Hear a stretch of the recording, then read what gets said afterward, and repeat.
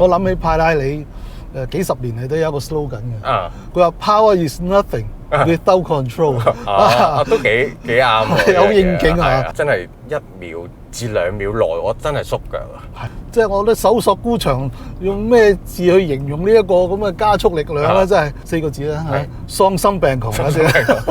龍 Sir， 其實你覺得快係咪就係一架好玩嘅車必須嘅元素咧？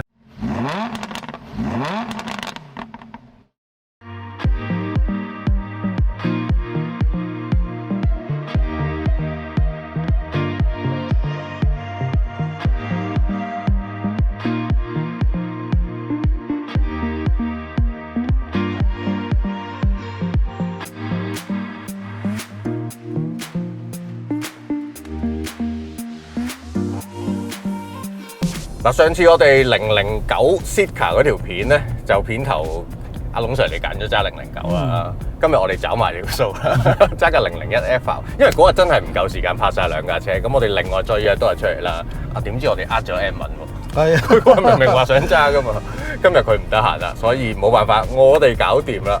咁咪好啦，平時呢啲車係幾時輪到我哋揸都打實晒噶嘛。啱啊！嗱，呢架車咧破咗少少紀錄嘅，破咗我嘅紀錄啫。我未試過咁多摩打嘅車啦，未試過咁高馬力嘅車啦，亦都未試過喺香港揸左軚車啦。呢啲全部都係第一次，所以我今次係抱住一個獵奇嘅心態出嚟見識下，同阿龍 Sir 一齊玩一玩呢部001 FR 啊，4個摩打喎，龍 Sir。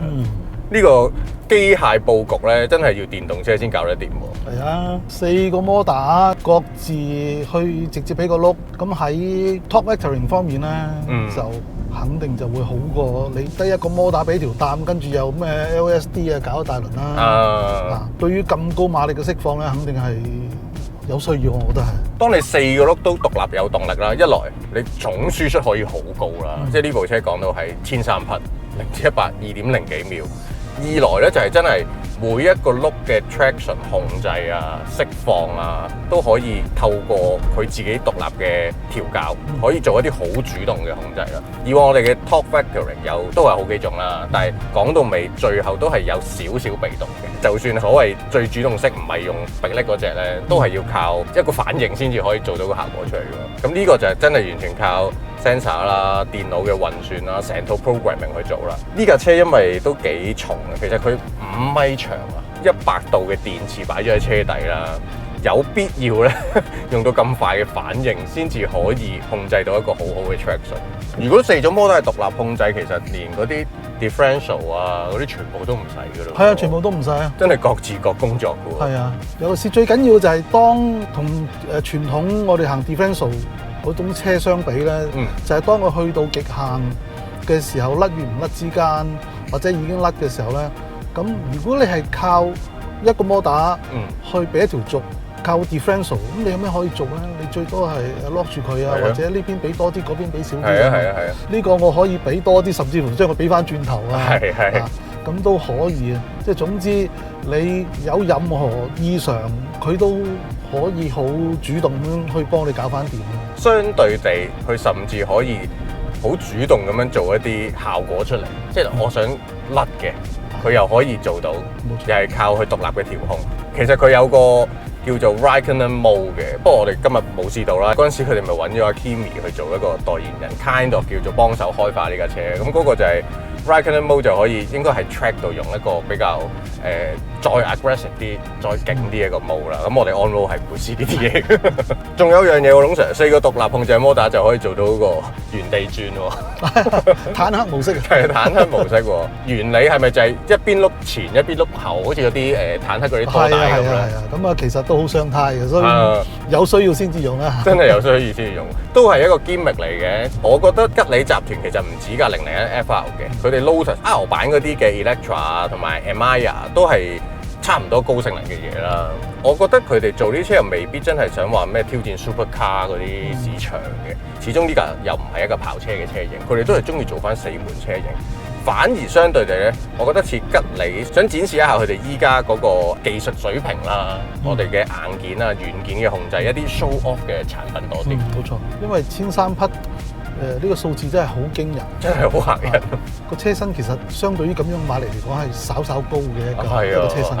睇到佢配嘅咧係派拉利嘅 PC 無車胎，係冇錯。我諗起派拉利幾十年嚟都有一個 slogan 嘅，佢話 Power is nothing without control， 都幾啱喎，有應景啊！咁所以呢一架相對於嗰啲超跑嚟講咧，係車身略高，但係個馬力咧甚至乎又勝過超跑。我相信喺用家市場嚟講咧，你好難會諗到一個實用性喺邊度。都啱。呢個車無論係車廠佢真係要嚟省招牌也好，買家佢真係又係要嚟配合呢個省招牌，自己攞嚟威下之外咧，我諗個實用性，你如果用到呢個1300匹喺馬路上都其實都幾牙煙啊！似一架好高性能嘅 shooting brake 多啲，即係有啲似例如 RS6 啦、Audi 嘅600幾匹嘅一部大型旅行車，其實呢部都係一部好大5米長嘅 shooting brake。咁嗰種咧最爽嘅用法，個個都係咁講噶啦 ，Autobahn 係啦，一架4平八穩，非常大馬力，好適合坐多少少人，但係又好鬼快嘅一部車咯。呢架咧喺性能咧就喺嗰啲之上，因為你諗0至100加速2秒幾咁。係啊，當然呢個2秒幾咧係好多條件嘅，即係包括埋嗰個司機嗰對腳啊，即係各樣嘅反應。但係點都好啦，佢都係一個2秒幾嘅範圍裏邊。咁2秒幾咩概念？喂 ，F1 係2秒幾。係啊，冇錯啊。咁當然你話喂 F1 由100至到200咧係 under 2秒添。係。你諗下 F1 啲人係點揸嘅？瞓喺度揸㗎，真係要好低矮。佢要將個心臟同個腦嗰個高度咧做到差唔多啊！即係如果唔係一個咁急速嘅重力變化咧，哇！即係個腦失血就會暈啊！我哋都有試過下，即係試下加速啦，咁感受一下呢啲4波打1000幾匹嘅威力啊嘛！嗰種感覺咧，我係有少少頂唔順嘅。係啊，我自己揸嘅時候咧，我會真係1秒至2秒內，我真係縮腳啊！係啊，嗰種係好快，真係好快，有種坐過山車上到頂，然後向下衝嘅感覺。咁我本身有頸環機動人嚟㗎，嗰個離心力啦，嗰種空間嘅壓縮啦，令到我覺得哇唔得啦，我真係要縮腳。所以啱啊，你話實際喺路面上嘅實用性咧，其實就唔係真係咁高嘅。係啊。即係我覺得搜索孤場用咩字去形容呢一個咁嘅加速力量咧，真係諗唔到啊！勉強用咧，即係4個字啦嚇，喪心病狂嗰啲。其實當你咁大架車咁重啦，咁大馬力，真係需要好多設備去令到架車受控嘅。呢架車都擺咗好多嘢落去啦，當然有好勁嘅迫力啦。又重又快，一定要收到嘅。佢呢套AP 嘅迫力，然後就用咗 Brembo 嘅碟，嗰隻碟好巨型啊！頭碟係超過400mm 嘅碟嚟嘅，一個碳陶瓷碟。跟住就有22寸嘅鍛造好輕嘅合金鈴啦，然後有一個10幾段調校嘅 KW 避震。咁所以佢就唔係用 air suspension 㗎啦，跟住全車你會見到嗰啲 aero kit 咧就比起普通嘅001再多啲嘅，全部都碳纖維嚟嘅，包圍啦、尾翼啦，甚至個車頂啦都係用碳纖維，盡量偷翻輕少少啦。咁所以配套上你會見到呢架車，都真係吉你投放咗好多嘢落去嘅。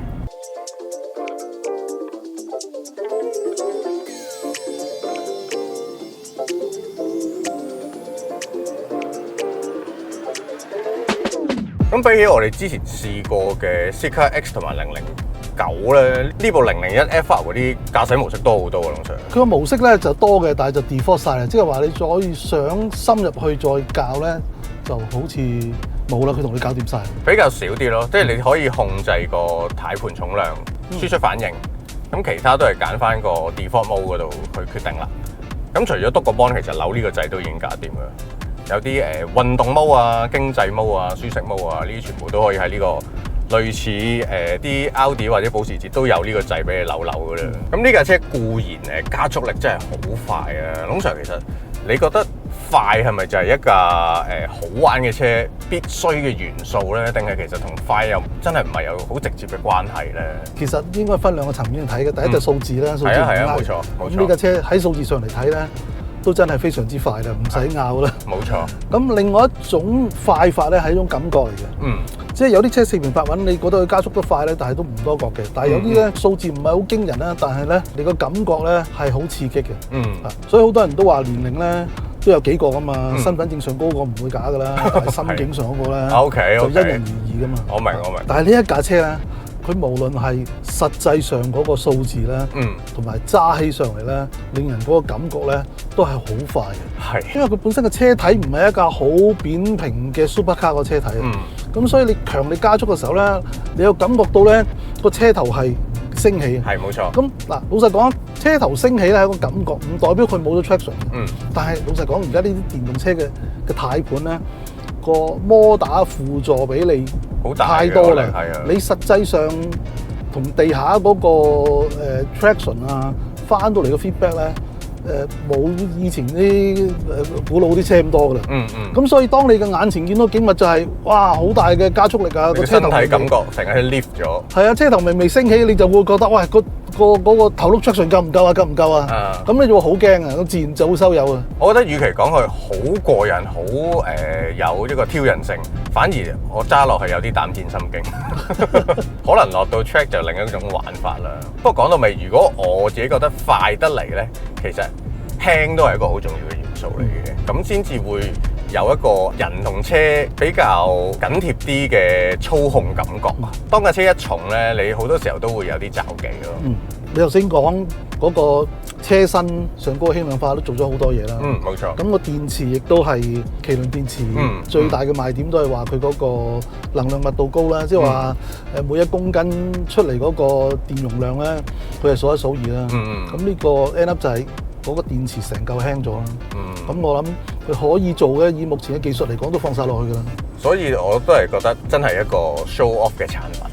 將我哋而家所有嘅技術啦，所有可以做到嘅嘢擺晒喺呢部001 FR 上邊，俾大家即係未必淨係俾中國嘅市場咯，甚至可能俾其他歐洲市場去睇睇，咦，我哋而家可以做到啲咁樣水平嘅嘢喎。至於成架車嘅 handling、tuning 嗰啲咧，始終都係需要再多啲時間去揾 balance 啊，未必一定係將最好最勁嘅擺晒一齊就係好嘅。即係保時捷做一部911都做咗咁多年啦，即係佢哋話我哋最值錢嗰樣嘢就係 tuning。係啊，所以好難評價呢架車其實個 tuning 係咪話真係去到邊個水平咧？係咪唔及得上啲歐洲跑車咧？好難評論，因為而家你放落去嗰個 powertrain 的確係大到得比較嘅啫，大到未見過啊嘛。係啊，咁所以係唔係呢個 tuning 其實已經係有好多空間，佢未做得盡咧？定係已經話其實都做到99分嘅喎？真係好難講，揾唔到答案啦。嗰個摩打真係太大力啦。